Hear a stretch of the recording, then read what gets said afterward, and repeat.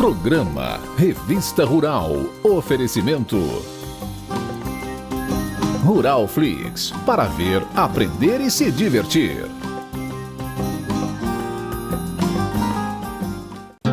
Olá, gente bonita! Como foi a semana? A nossa foi cheia de trabalho para trazer o melhor do agronegócio para você. E eu tenho certeza que você vai gostar do que a gente preparou. Confira só! Morango orgânico é saudável, gostoso e lucrativo. Agricultura de precisão chega aos pequenos produtores.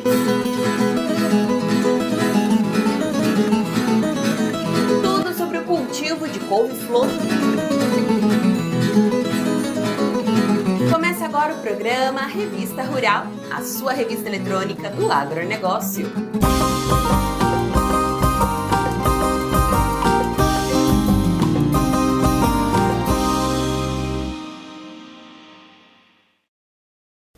E aí, que tal ser membro do nosso canal? A gente precisa muito da sua ajuda para continuar o nosso trabalho, viu? E sendo membro, você vai ganhar um presente especial, uma assinatura da Rural Flix.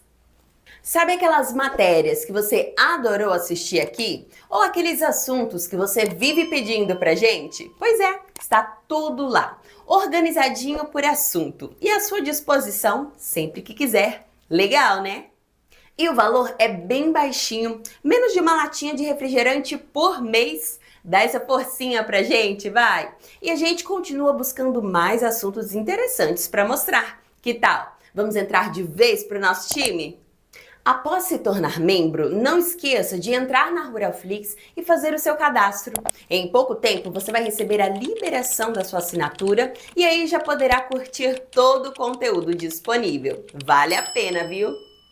E ainda tem mais uma novidade. Os membros do canal vão receber também todos os meses a Revista Rural em versão digital, a melhor revista do agronegócio do Brasil. É muita vantagem, né? Então não espere mais e faça parte da nossa família. Estamos contando com você. O cultivo de morango orgânico é uma boa alternativa de negócio. Com o manejo correto e a escolha da variedade certa, o produtor pode tirar bons lucros da cultura.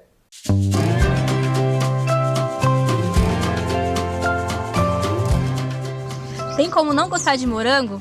Esse daqui é bem firminho e é bem vermelhinho e mais docinho. Sabe por quê? Ele é orgânico. Você já pensou alguma vez em produzir morango orgânico na sua propriedade?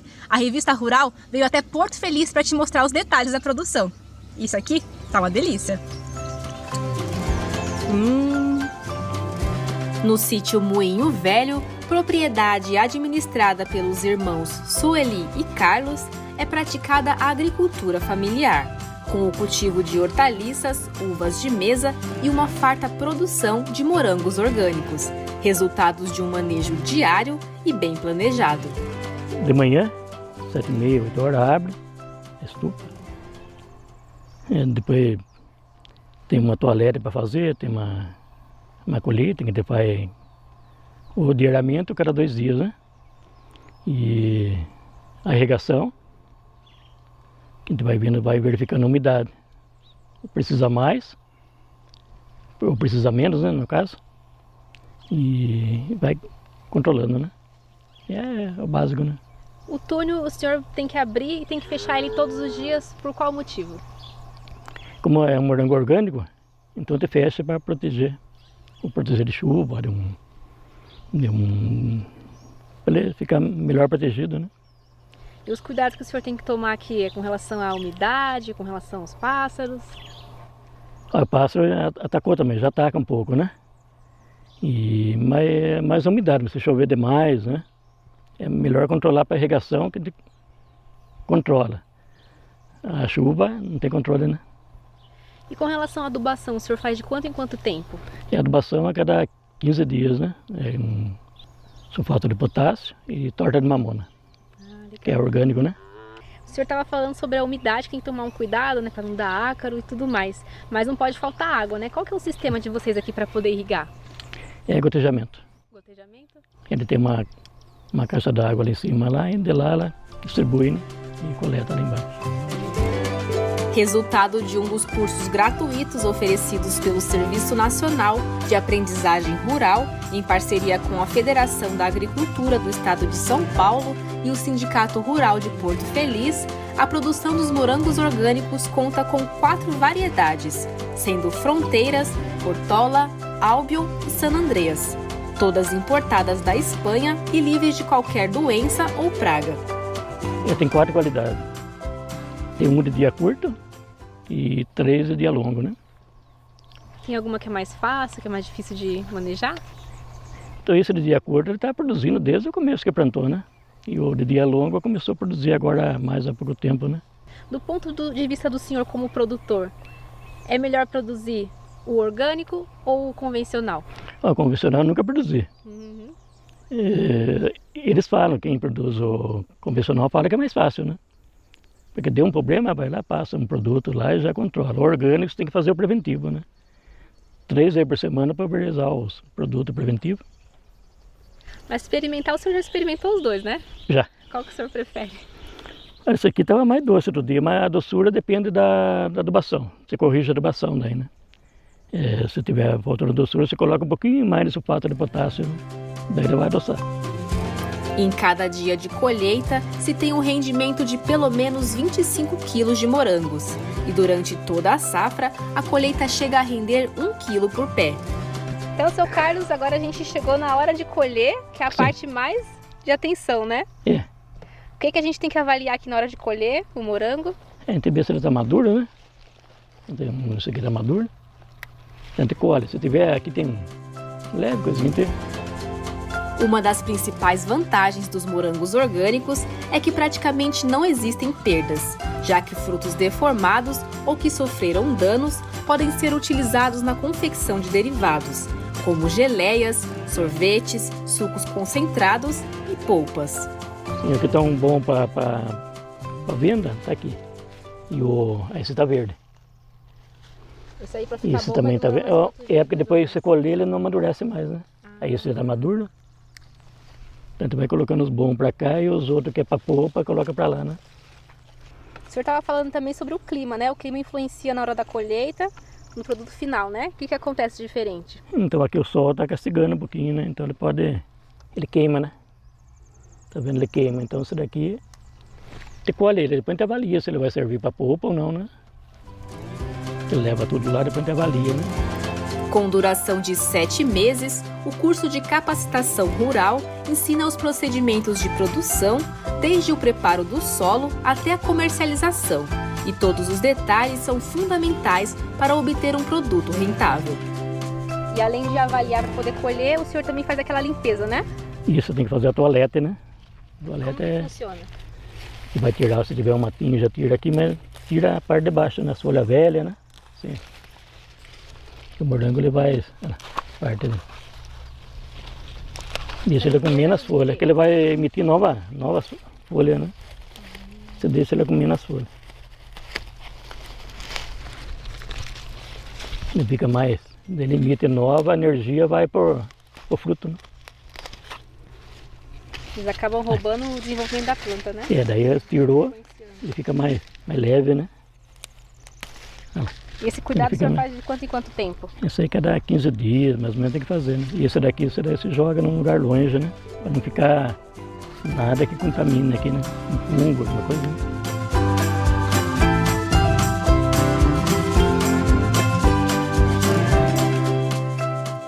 Seu Carlos, a gente percebe que o senhor foi um bom aluno, né? Que o morango a gente pôde colher ali, tá bem bonito. Bem produtivo também, né? Conta pra gente um pouquinho como o Senar ajudou o senhor nesse momento. Bom, a gente não tinha noção nenhuma de como plantar morango, nada, né? De fazer outras coisas que era mais rústico, né? Então, é uma novidade, né? Até aprendeu, né? Foi 7 meses de curso, né? Então, cada etapa de ir aprendendo uma coisa diferente, né? A última etapa do curso o senhor aprendeu sobre a comercialização, né? Sim. Como que funcionam as vendas do senhor aqui? Então, o morango ele é muito sensível, é muito perecível, né? E a gente colhe ele bem maduro. que daí que é saboroso, né? Então ele tem que colher e já entregar para o cliente. Então ele vende pela internet, né? A minha nora vende, né? Pela internet. De acordo com os resultados que vêm agradando os produtores, os próximos planos incluem modernização e diversificação na produção de derivados. Está pensando em fazer uma geleia, um licor, né? E aqui modificar, fazer uma estufa fechada, modernizar, né? Vai ficar melhor. Fechada vai trazer o que de benefício para o senhor? Eu acho que ela fica mais segura, né? Porque daí se chover ou não chover, aquele lá está protegido, né?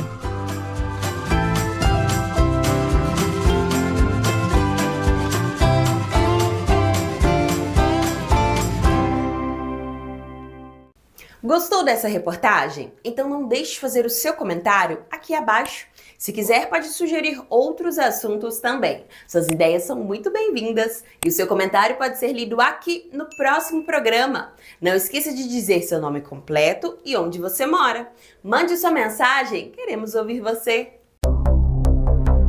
E queremos agradecer as mensagens de carinho dos nossos espectadores. Ricardo Franca, Mara Mercedes Nascimento, Elias Pereira da Silva, Zé Caruso, Diógenes Cordeiro, Paulo Rogério de Oliveira Teixeira, Isabel Claudina, Marcos Santos Barcelos, Franco Doido, José Carlos Braga da Silva e Lisboa Souza.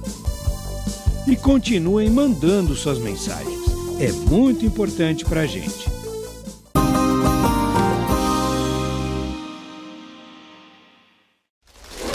Chegou o Ruralflix, um novo serviço de streaming inteiramente voltado para o agronegócio. Nele, você vai assistir todo o conteúdo produzido pela equipe da Revista Rural, organizado por assunto e área de atividade. E você pode acessar pelo computador, tablet ou smartphone. Legal, né? Então não perca tempo e tenha acesso a todas aquelas reportagens que você tanto gosta. Ruralflix, para ver, aprender e se divertir.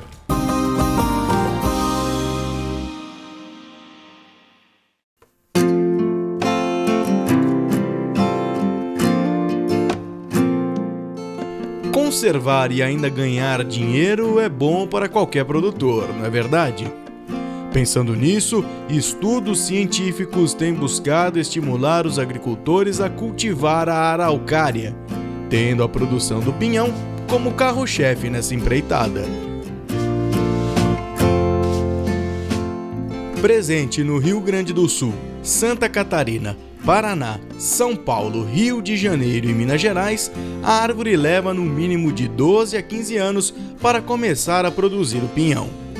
Para antecipar isso e gerar renda, pesquisas desenvolveram uma forma de enxertia que possibilita a redução do tempo na metade, acelerando o desenvolvimento para a formação de pomares. A araucária é uma espécie icônica, está na lista de ameaçadas de extinção. E os produtores rurais, eles tinham um certo receio de estar trabalhando com a araucária, tanto que eliminavam plantas pequenas.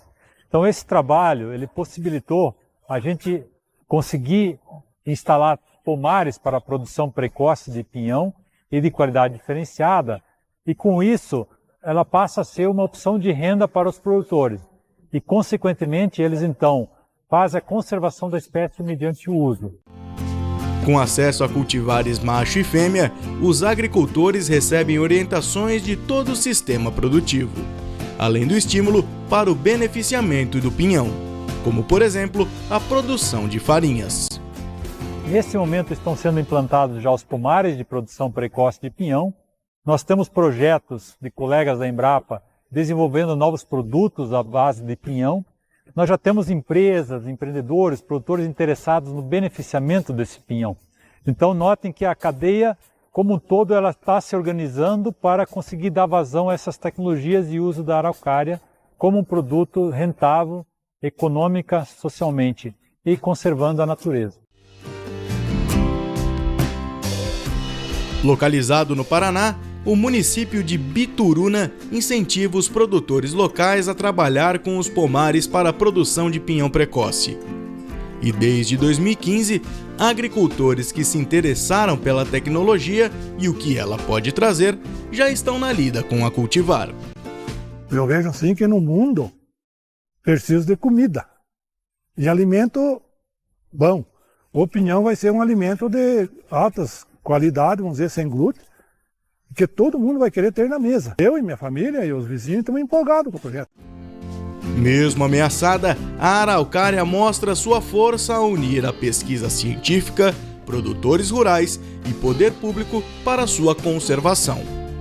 Com incentivo e geração de renda, a espécie pode se tornar uma referência em sustentabilidade.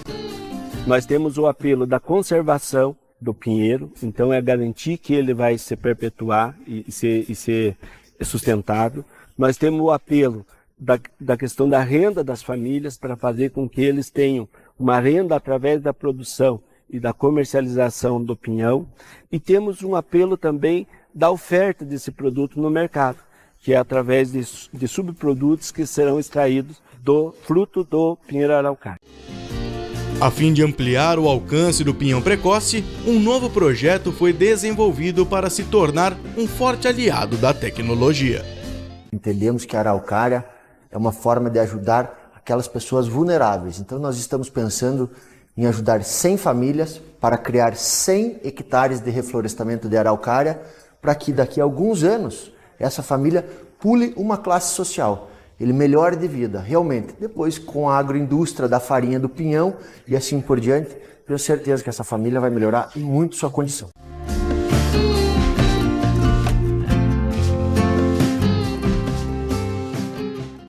Tão presente nos grandes empreendimentos rurais, a agricultura de precisão começa a ser um agente impulsionador também para pequenos produtores. Um projeto desenvolvido no interior de São Paulo confirma esse sucesso.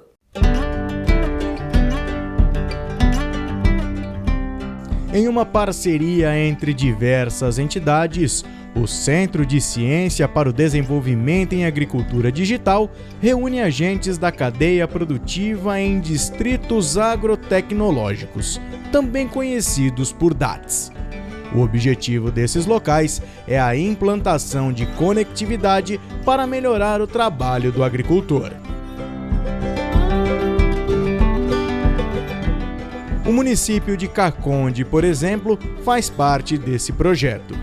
Maior produtor de café de São Paulo, possui, em sua maioria, os produtores residindo nas propriedades da região. Para se ter uma ideia, a telefonia móvel e a internet se popularizaram na zona rural da cidade apenas em 2019.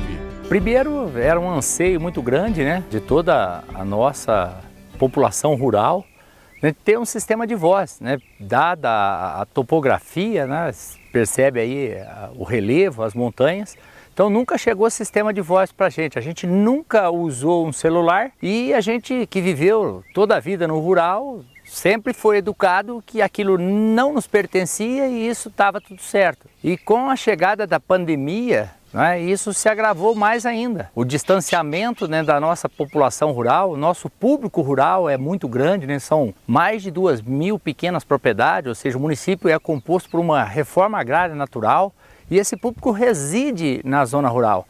Então ter a comunicação com a cidade facilitaria muito a nossa vida e faria parte não só de uma inclusão digital, mas um grande trabalho de inclusão social do nosso público rural. O produtor tem que estar participando com a gente, está comprometido. E ele tem que soltar as ideias dele, nós temos que soltar as nossas para chegarmos num acordo comum. E os 4 problemas principais eram compra e venda de insumos, a gestão da propriedade, rastreabilidade e certificação do produto para achar nicho de mercado e a previsão de riscos climáticos. Entendeu? Então isso exige um diálogo com os produtores. A piscicultura é uma segunda atividade para muitos desses produtores. E é por isso que a demanda por tecnologias que melhorem o manejo na produção de tilápias também é uma realidade do município. E a gente também identificou a possibilidade de integração com uma outra cultura, que é a piscicultura, produzida em tanque-rede, na represa de Caconde, em tanque escavado em algumas propriedades rurais. A gente oferece capacitação por meio de aplicativos, né, para que esses proprietários melhorem a gestão, tenham mais uma produtividade melhor e consigam com isso aperfeiçoar o seu trabalho e entrar no mundo da era digital. A digitalização para a gente ajudaria muito, agilizaria o serviço, ficaria mais fácil, um manejo mais correto, a gente marcaria, fazia as planilhas mais fáceis, né? Um controle de água melhor. Essa parte a gente sentiria os resultados, né? Numa crescente, né? Projeto de 5 anos, né, o projeto FAPESP, e a ideia é quando a Embrapa finalizar esse projeto, a gente possa criar ali um ecossistema autossustentável economicamente. Então, a partir disso, a gente criou aquele ambiente, nós vamos ter os provedores, as empresas, todo mundo trabalhando junto das cooperativas, associação de produtores, para manter sustentável, né, tanto a introdução dessas tecnologias e manter o modelo economicamente sustentável depois que o projeto finalizar. Esse é o nosso objetivo e com os 10 pilotos no Brasil todo, seriam fazendas digital modelo, referência para que a gente possa depois dar escala e criar outras fazendas digitais no Brasil.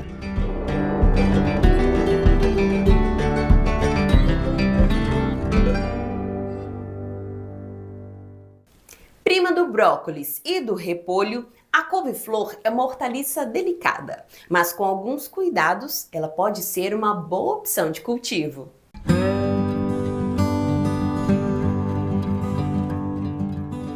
Considerada poderosa por prevenir doenças como o câncer, evitar o envelhecimento precoce, além de reduzir o colesterol e proteger o coração, a couve-flor é um vegetal rico em fibras, vitaminas e minerais.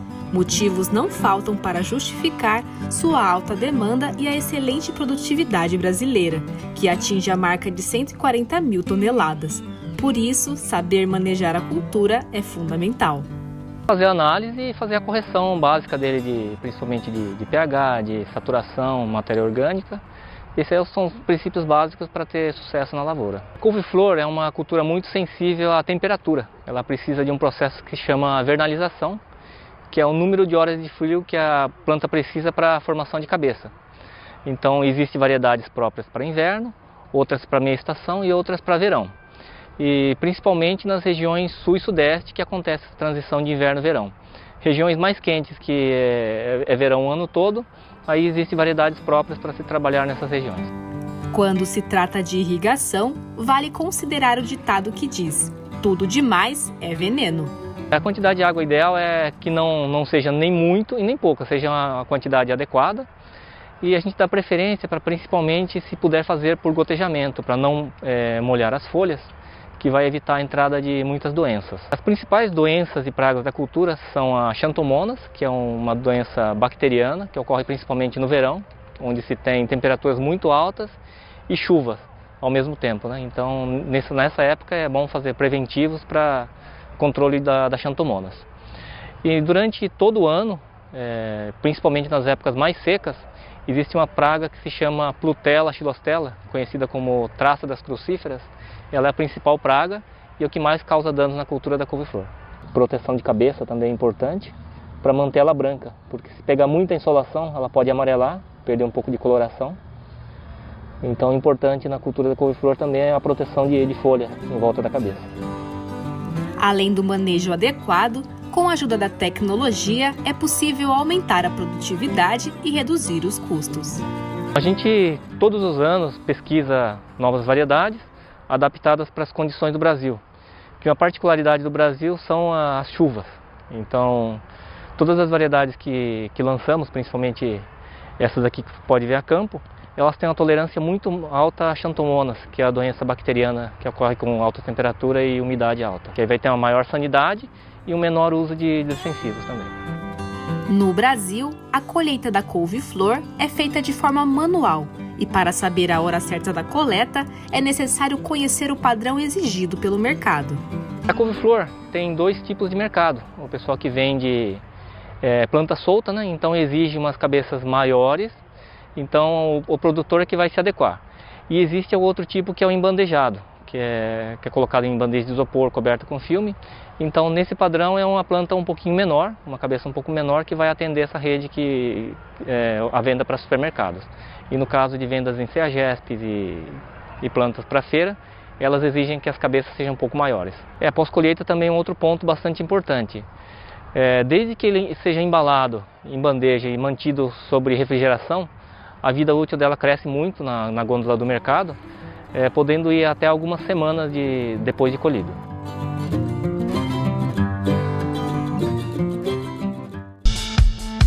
Você já viu o RR News dessa semana? Pois olha, ele tá cheio de notícias importantes sobre o agronegócio. O RR News é o novo jornal da Revista Rural, que traz tudo o que rolou durante a semana e que é melhor, com a qualidade que você já conhece. É só clicar no link que está no final do programa. Vale a pena!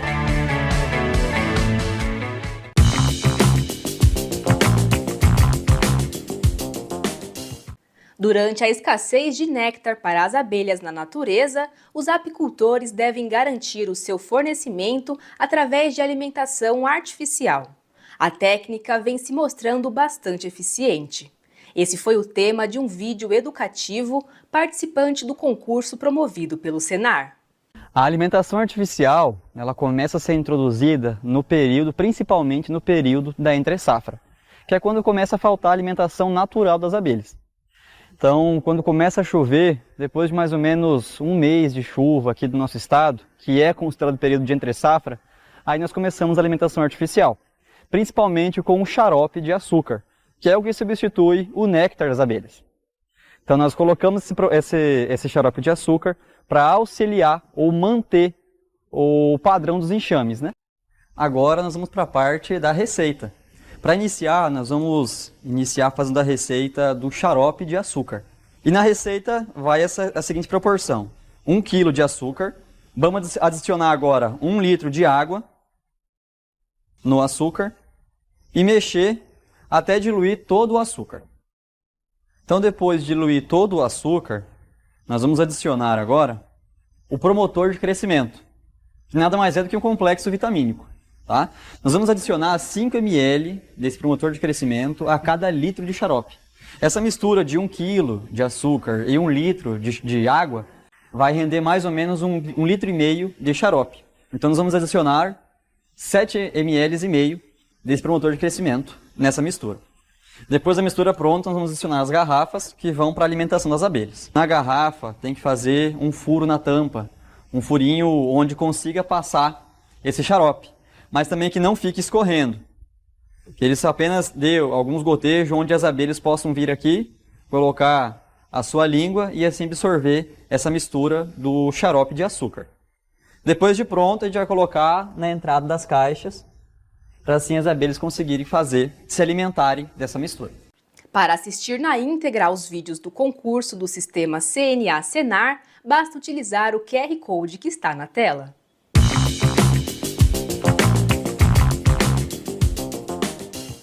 Você que está assistindo o nosso programa através do YouTube, queria te pedir uma coisa. Clica no joinha, se inscreva no canal e deixe uma mensagem aqui nos comentários. Isso nos ajuda muito a produzir um programa cada vez melhor e mais interessante, tudo especialmente para você. E queremos agradecer as mensagens de carinho dos nossos espectadores. Carlos Cruz, Silvio Alberto de Freitas, Sandra Schmidt, Fernando Rocha, Ronan Roque de Brito, Eliana Rodrigues Frois de Oliveira, Antônio Luciano da Silva, Márcio Giacomo Befa, Lacir Albino, Gedeão Souza e Oswaldo Silva. E continuem mandando suas mensagens, é muito importante para a gente.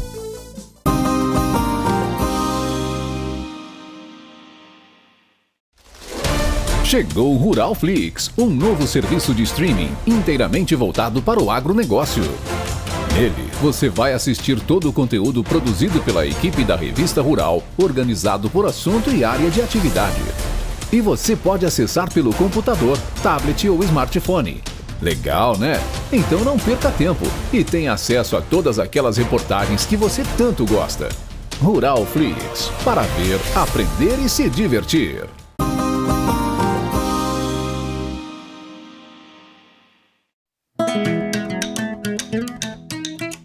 As crotalárias são espécies leguminosas que podem ser utilizadas como opção para a rotação de culturas dentro do sistema de produção de soja. Uma das espécies mais utilizadas pelos produtores em diferentes regiões brasileiras é a Spectabilis. Ela é uma espécie, né, que apresenta uma folha mais larga, como vocês podem ver, é uma folha simples, né? Ela é uma espécie de crescimento, comparativamente a outras crotalárias, de crescimento mais lento, com menor capacidade de acúmulo de biomassa da parte aérea e raízes, porém é a espécie mais eficiente para controle de nematóides de uma maneira geral. Ela controla o nematóide, né, os nematóides, através de 3 princípios gerais. Primeiro, ela é uma espécie que não é hospedeira. Segundo, ela funciona como uma planta armadilha. Então, o nematóide entra na raiz, né, mas não consegue se desenvolver e acaba morrendo, né, e não se reproduzindo.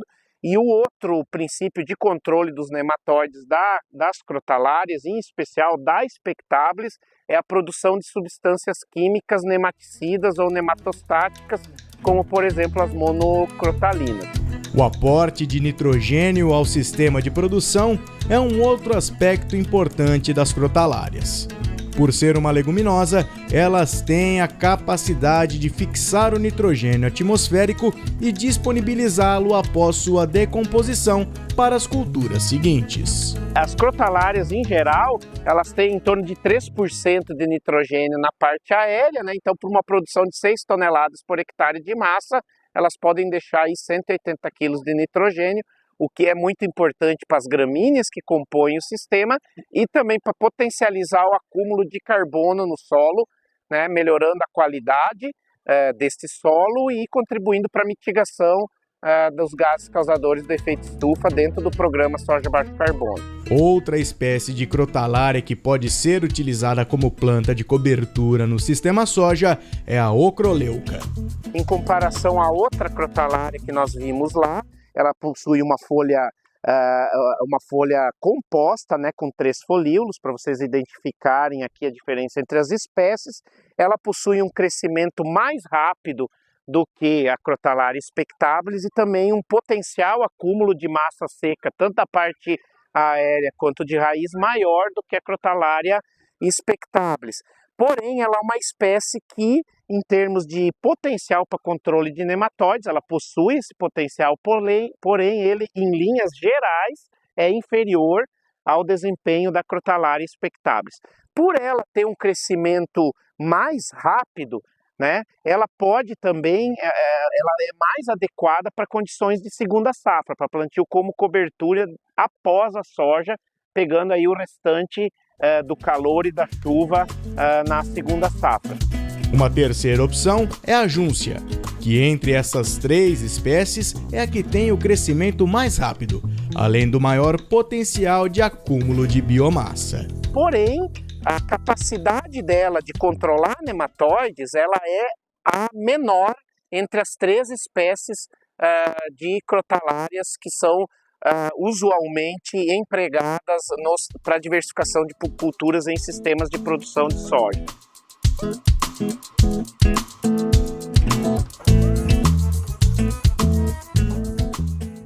A pecuária leiteira na região centro-oeste do país vem se desenvolvendo a passos largos. O apoio do programa Balde Cheio foi fundamental para essa evolução.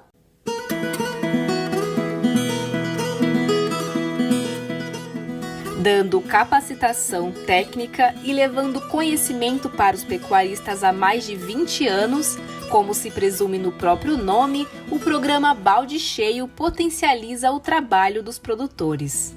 Essa capacitação dos pecuaristas, ela é feita por intermédio de agentes de ATER, de assistência técnica e extensão rural, treinados, ou consultores treinados na metodologia do Balde Cheio, da Embrapa. Ela acontece em propriedades rurais de pecuaristas de leite que estes técnicos assistem, né? Dentre as propriedades que eles assistem, eles escolhem uma determinada propriedade. Esse produtor também, lógico, demanda, né, o interesse de participar daquela metodologia, e à medida que o técnico vai sendo treinado pelos instrutores da Embrapa nesta propriedade, aquele produtor daquela propriedade também vai sendo capacitado, né? Ele vai ser capacitado em gestão da propriedade, ele vai ser capacitado em correção de solo, fertilização do solo, das áreas que ele produz as forrageiras para alimentação do rebanho bovino leiteiro, né? Ele vai ser orientado e vai ser capacitado com relação ao arranjo desse rebanho, né? A estrutura desse rebanho, para que dê maior rentabilidade para ele, e o técnico também vai aprendendo tudo isso junto com o produtor. Com persistência e apoio da Embrapa, desde 2018, os pecuaristas do Tocantins e Sudeste do Pará transformam as particularidades de cada região em oportunidades para ter uma produção com qualidade e lucratividade. Essa região tem várias particularidades, né? É uma região incipiente na cadeia do leite, certo? É uma região de ainda população baixa, né, no Tocantins e no Sudeste do Pará, e também de PIB, né, de renda per capita baixa, né? Então o consumo de derivados lácteos ele não é tão alto, né, por pessoa. A outra particularidade também é com relação à dimensão geográfica. Ela é uma região muito grande, né, em que são poucos municípios, e a logística é desfavorável devido a ter, assim, grandes distâncias a serem percorridas entre o produtor e a indústria do leite, e dessa indústria do leite para a comercialização do derivado lácteo que ela processa. Com o suporte necessário, proprietários como o Anísio visualizam o potencial de crescimento de mercado na região.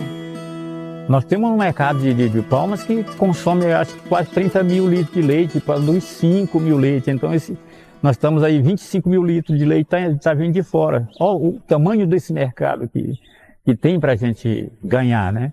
Então, tem espaço para todo mundo. Então, a gente não tem o vizinho como concorrente, nós temos como parceiro. E a renda do dono é o leite, a vaca produzindo mais, obviamente, vai sobrar mais um pouquinho de receita para a gente investir e, se possível, na frente a gente fazer um passeio. Durante as visitas técnicas, mudanças são propostas e a metodologia atende às necessidades de cada propriedade rural assistida. A gente está otimizando mais a questão do uso das pastagens. Desde o manejo, no caso, aproveitar melhor cada piquete com a rotatividade dos animais, fornecer um alimento mais de qualidade, uma pastagem de maior qualidade para as vacas, né, de maior produção.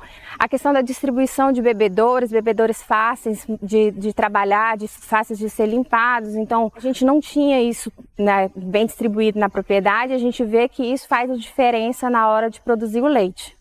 Outra questão é a questão do conforto térmico que foi trazido para a gente. A Embrapa veio com a proposta da gente colocar o Sombrite, né, mostrando para a gente não só colocar, mas também colocar de uma forma que todas elas ficassem confortáveis. E aí a gente observa que cada mudança no manejo que foi proposto, a gente tem um retorno positivo, não só na questão da produção, né, propriamente dita, mas também da satisfação do animal. Dentre as estratégias do programa, a mensuração de resultados é utilizada para otimizar na tomada de decisão. Esse é um fato fundamental. Se nós não tivermos parâmetro de quantas vacas estão em lactação, quantas vacas estão em reprodução, quantas vacas são secas, quantas são as bezerras, bezerros, novilhas, nós não vamos ter os custos dessa produção, dos gastos, dos retornos econômicos, ou seja, de cio. Tudo isso nós precisamos anotar para ter a gestão. Além de pensar no bem-estar animal e na lucratividade do produtor, o programa valoriza a produção pecuária mais sustentável, através do sequestro de carbono por intensificação do uso de pastagem. O meio ambiente ganha também, porque nós temos a condição de não provocar novos desmatamentos, né? De não abrirmos novas áreas, e esse uso intensivo de uma maneira mais adequada, com o bem-estar dos animais, se consegue então em menores áreas, buscando-se um pasto de melhor qualidade.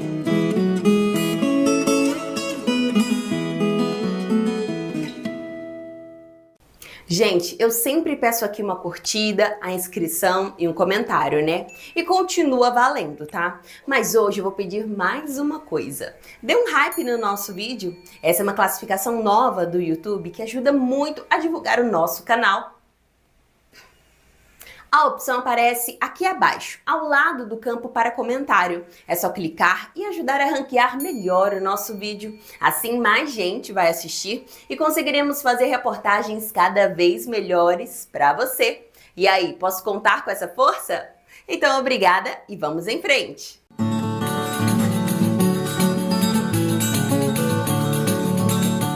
Uma preciosidade desenvolvida em solo nacional. É assim que o maracujá pérola do Cerrado é considerado por pesquisadores. A fruta, popularmente conhecida por ser um calmante natural e aliada da saúde humana, também tem diversas destinações na culinária. Além disso, é de fácil cultivo e pode se tornar uma boa opção de renda para o produtor. O plantio é bastante simples, né? E pode ser utilizado por produtores com alta capacidade de investimento e também por produtores com baixa capacidade de investimento, né, assentados de reforma agrária. Vai muito bem, é um plantio bastante simples de ser feito, né, segue basicamente os mesmos princípios ou as mesmas práticas de um maracujazeiro comum. Né, então tem que ter um sistema de espaldeiramento, né, porque o maracujá é uma planta escandente ou trepadora, então é preciso de uma estrutura para poder desenvolver. Né, tem que ter, em locais onde tem muita restrição hídrica, né, tem que ter um sistema de irrigação, né, mas é uma cultura de muito fácil manejo, principalmente considerando que é um material muito resistente a pragas e doenças. Democrático, no Brasil temos grandes produtores desse maracujá, mas ele não se limita aos maiores não, sendo inclusive bastante indicado para as pequenas propriedades. O produtor pode começar ali com 50, 100 plantas, né? E aí vai expandindo esse pomar. Pelo fato de ser uma novidade ainda, né? O maracujá que tem várias aptidões, você pode consumir in natura, você pode fazer processamentos industriais, por exemplo, mousses, sucos, né? É um maracujá muito bonito, também tem uma flor branca muito bonita, e além de tudo é um maracujá que tem propriedades funcionais. O que é isso? São características, né? São propriedades benéficas para a saúde. Né? Então, é um nicho de mercado muito interessante, tem alguns produtores, pequenos produtores, que conseguem, né, cativar os clientes e conseguem um bom valor de mercado. Antes plantada apenas no Cerrado, a cultivar hoje está espalhada por todo o país. E para a implementação da cultura, o produtor pode investir de acordo com a sua disponibilidade. Em termos médios, você pode considerar o custo por hectare muito próximo do que se planta, do que se gasta com o maracujazeiro azedo comum, né, em torno de R$25 mil por hectare. A grande vantagem da fruticultura e dos maracujás, de um modo geral, é que o produtor pode começar devagar. Ele começa ali com 50, 100 plantas, né, vai ter um custo aí bem menor, né, em torno de R$2.500 para se ter 100 plantas, por exemplo, no pomar. E a partir do retorno financeiro, o produtor vai expandindo esse pomar. Por falar em retorno, o pérola é uma planta que começa a produzir a partir do 6º mês de plantio, gerando fonte de renda já no primeiro ano, o que é muito interessante na fruticultura. Pelo fato de ser um maracujá verde, né, ele é pequeno, a estratégia de comercialização, muitas vezes o produtor tem que tem acesso a feiras ou até no próprio supermercado, levar alguns frutos para o consumidor experimentar. Tem produtor que tira ali R$4 o quilo, mas tem no mercado municipal de São Paulo, né, logicamente que é um nicho de mercado, mas a gente vê, é comum vender esse maracujá a mais de R$100 o quilo, né, dependendo ali do nicho de mercado que é trabalhado. Né, logicamente que pega uma média aí do produtor tirar R$5 a R$10 o quilo, que é uma boa rentabilidade. Altamente vigorosa e sem registro de problemas importantes com relação a pragas e doenças, a variedade apresenta potencial para cultivo em sistemas orgânicos e agroecológicos. O maracujá, ele pode ser cultivado tanto em sistemas convencionais quanto em sistemas orgânicos.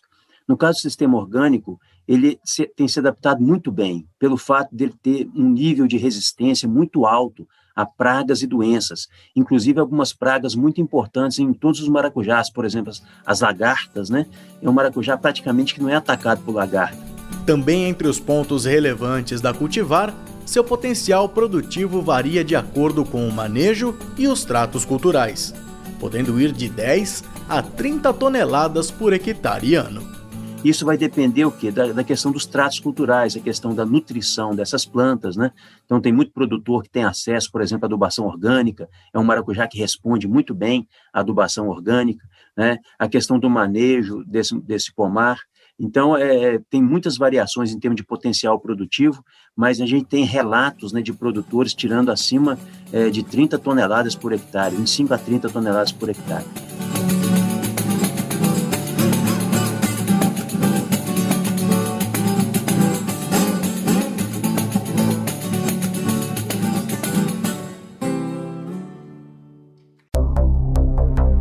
E queremos agradecer as mensagens de carinho dos nossos espectadores. Elisete Moreira, José Vânio Plácido da Costa, Helenice Pires, Vera Lúcia dos Reis, Adeusuíta dos Santos Ramos, Rodrigo Moraes, José Kaczynski, Simone Teixeira, Marino Santos Machado, José dos Santos Filho e Claudenir Marciano. E continuem mandando suas mensagens. É muito importante para a gente.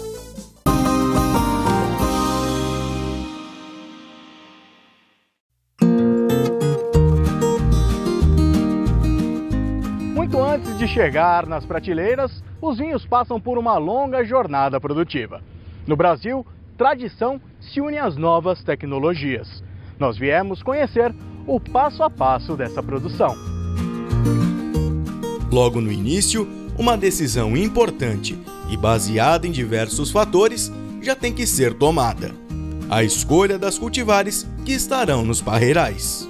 Todo momento que você pensa, projeta em lançar um vinho, então você parte no campo, né? Então é onde que vai ter a escolha do terreno, o preparo do terreno, e aí vem com a cultivar certa que você quer fazer essa implementação desse vinhedo para ter o futuro vinho.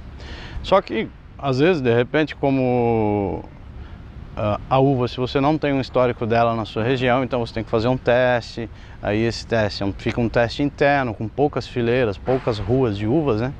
Para ver se ela vai se adaptar ao nosso clima, ao solo e o manuseio do homem com o vinhedo. E aí nisso leva a uva para dentro da vinícola, em poucas quantidades, faz uma microvinificação e acompanha também o vinho.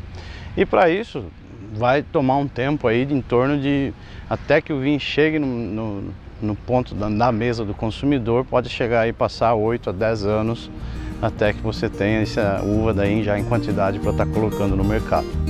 Nos últimos 23 anos, a Góes testou cerca de 40 variedades de uvas em sua fazenda, sempre separando as frutas em dois grupos: as de origem americana e as de origem europeia. As americanas fazem os chamados vinhos de mesa, enquanto as europeias, os vinhos finos. Hoje aqui das uvas de mesa nós temos Bordeaux, Isabel, e tem a Magna, e temos também a Branca, a Lorena, que está até aqui atrás nesse vinhedo. É uma uva híbrida desenvolvida pela Embrapa, uva e vinha de Bento Gonçalves, e é uma uva que se adaptou muito bem aqui em São Roque. E das uvas finas, as principais: Cabernet Franc, Malbec, Touriga Nacional, Tinta Roriz, Sauvignon Blanc, Petit Verdot, Verdelho e algumas em testes também agora andando, que são a Marcelin, a Moscato R2, em pequenos testes essas para ver se vai ter uma boa adaptação para daí partir para uma escala maior. Disso tudo que você está falando para a gente, principalmente esse tempo, né, que você falou dos testes, que pode levar de 8 a 10 anos, tudo então passa por um planejamento que tem que ser muito minucioso, muito bem planejado, como já diz a palavra, né? Isso mesmo, tem que planejar, não adianta ter pressa, porque o que vai ditar a regra é o tempo, e aí o tempo tem a influência tanto do solo como do clima, né? E também é um cuidado que custa muito, né? Então você tem que apostar bem, sendo planejado mesmo, para mais adiante você começar a colher os frutos.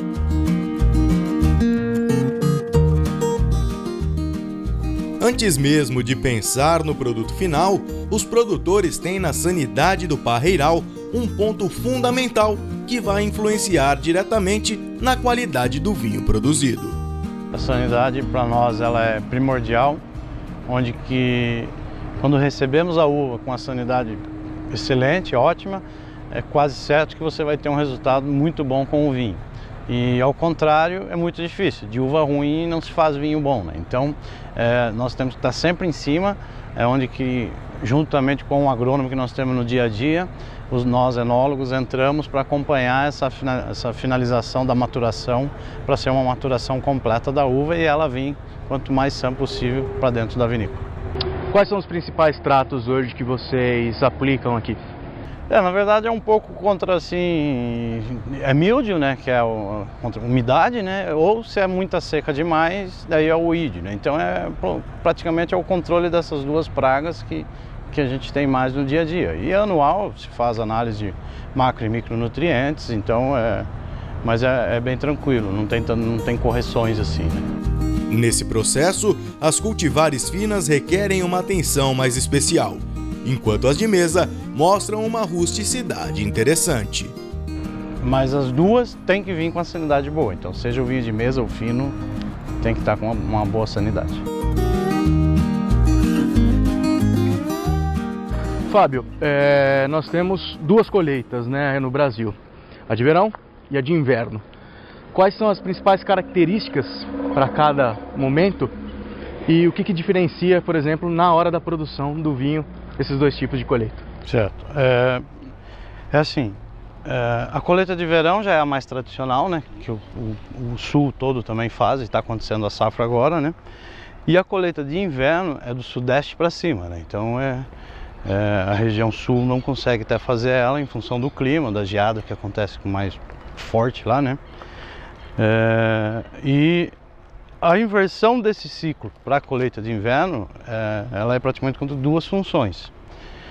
A gente sai dessa época de verão chuvosa, então tem um índice pluviométrico muito alto, que estamos vendo aqui em São Paulo que está demais, né? Muita chuva, janeiro e fevereiro.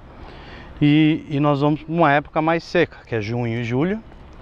E então o índice pluviométrico é praticamente zero, e também ganhamos com amplitude térmica, que são meses mais frios, então tem o calor de dia e o frio à noite, e principalmente esses dois fatores, juntando com o índice pluviométrico, favorece muito a maturação completa da uva. Então a gente vem tirar uma uva ainda com uma qualidade superior à de verão, e não corre tanto risco se fosse para ter a uva somente de verão. Feita a colheita, começa a produção de fato do vinho. Você mostra pra gente como funciona aqui na Vamos lá para dentro da vinícola agora. Bora lá conhecer, pessoal?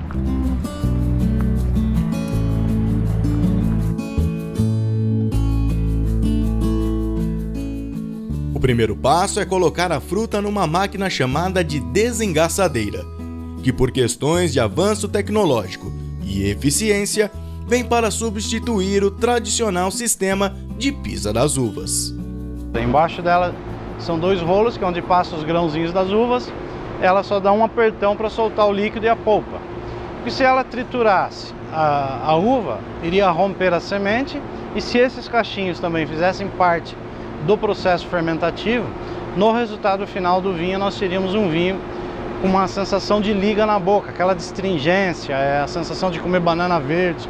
Hoje nós trabalhamos com ela em torno de 5 a 7 toneladas por hora, e lá atrás era muito mais devagar, né? Então ela também tem essa questão aí que ajuda muito a economia do tempo no nosso dia a dia. Passado então o processo da pisa, começo da produção do vinho, a uva vem aqui para a sala de fermentação e maturação. Nós estamos nesse local fechado, Fábio, e aqui elas vão ficar então separadas e daqui segue o processo da fabricação. Isso mesmo. Então, conforme a gente recebeu o lote de uva, a gente já destina o tamanho do tanque, né? Tanque de aço inox, e aqui nós vamos iniciar a fermentação. Então aqui nós vamos fazer a transformação do suco em vinho, e são nesses tanques de aço inox. Em que consiste a fermentação alcoólica? É a transformação dos açúcares da uva em álcool num processo natural. Então o tempo normalmente de uma fermentação é de 15 a 20 dias, tanto para vinho branco, rosé ou tinto. E quando são, separando os dois grupos, como nós citamos lá no início no vinhedo, quando a gente elabora o vinho de mesa, logo após o término da fermentação, que ela vem sendo acompanhada por análise durante o decorrer dela, já passa por um processo de estabilização, filtração e o vinho de mesa já é engarrafado sempre na safra do mesmo ano. Ele é um consumo rápido, um consumo jovem. E os vinhos finos, principalmente os tintos, aí termina a sua fermentação e aí eles vão fazer uma passagem, uma maturação nas barricas de carvalho para ficar ali então por um tempo que nós vamos acompanhando também. Para a gente ter uma ideia, Fábio, por exemplo, a gente está olhando a plaquinha aqui que é a safra 2021 e foi colocado no mês 5 de 22. É isso aí. Mais ou menos quando esse vinho vai estar na taça do consumidor? Esse vinho aí ele vai ficar então aproximadamente agora até maio, junho de 23, mais 6, começo de 24. Começo de 24. Janeiro a fevereiro de 2024. Uma safra aqui de 2021. De 21, é isso aí, 2 anos aqui dentro. Tem que fazer isso. Tem que fazer para ir, porque aí você dá o tempo para o vinho, né? Tudo que envolve o processo de fabricar um vinho de alta qualidade acaba gerando reflexo no preço pago pelos consumidores nas adegas e mercados. Por isso que nós temos até um mix completo, então existem várias categorias de preço. O vinho que mais fica aqui dentro é um capital que está aqui parado e está agregando um valor maior no final da garrafa. Dado o tempo, é hora de levar a bebida para as fases finais da produção. Os testes realizados em laboratório e o engarrafamento dos vinhos.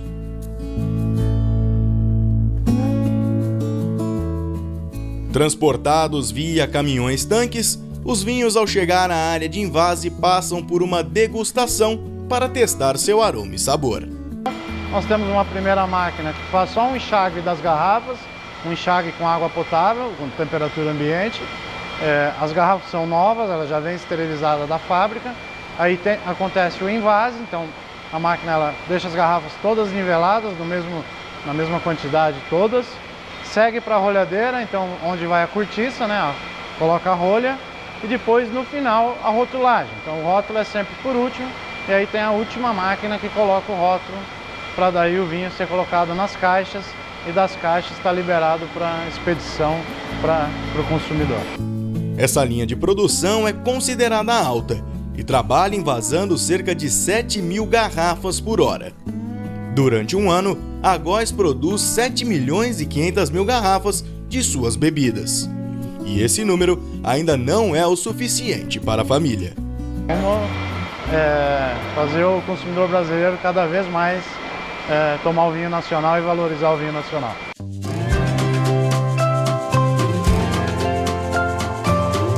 Bom, depois de passear por toda a produção, é claro que eu não ia embora sem antes experimentar o produto final que está aqui.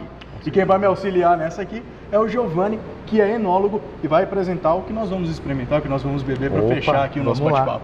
Bom, perfeito. O rótulo em questão, então, é o Tempos de Góes Malbec. Todos os rótulos que nós trabalhamos aqui na casa, que fazem parte da linha Tempos de Góes, são produtos vinificados 100% aqui em São Roque. No caso do Malbec, além de tudo, a variedade também é cultivada aqui. Então ela é trabalhada no sistema de dupla poda, né? Sistema de inversão do ciclo de produção. Então a gente faz a colheita dela ali no período de julho, no meio do ano. E é uma variedade não muito típica da cidade, porém que se adaptou com uma qualidade muito bacana e vem trazendo resultados muito legais. Inclusive, esse é um vinho que na casa hoje tem uma importância muito bacana, além de ser um vinho 100% São Roque, fazer parte desse sistema de colheita de inverno, é um vinho que vem ocupando uma posição de destaque bem legal aqui com a gente também. Essa é a primeira linha da casa. Faz parte da primeira linha da casa. Agora vem aquela parte difícil pro repórter. Nossa, aquela parte é doída. Aquela parte que é chata. Eu vou pedir para você servir pra gente poder brindar. A parte cruel mesmo, né, da apresentação. Então, reserva especial de Malbec, safra de 2021, como eu comentei contigo, 12,8% de graduação alcoólica, porém é um vinho que tem 6 meses de amadurecimento em barricas de carvalho francês, primeiro e segundo uso, o que faz com que o vinho tenha um pouco mais de maciez e mude um pouco o perfil aromático, o perfil sensorial do vinho também. Espero que goste. Vamos brindar aqui e brindar ao pessoal de casa. Saúde. Estão servidos?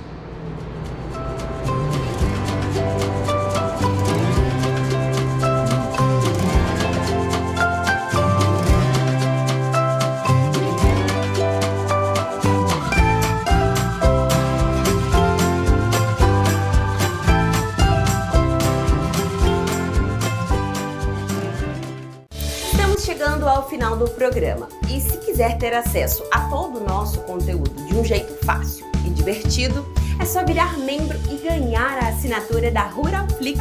Aposto que você vai gostar. Uma semana abençoada para você e até a próxima!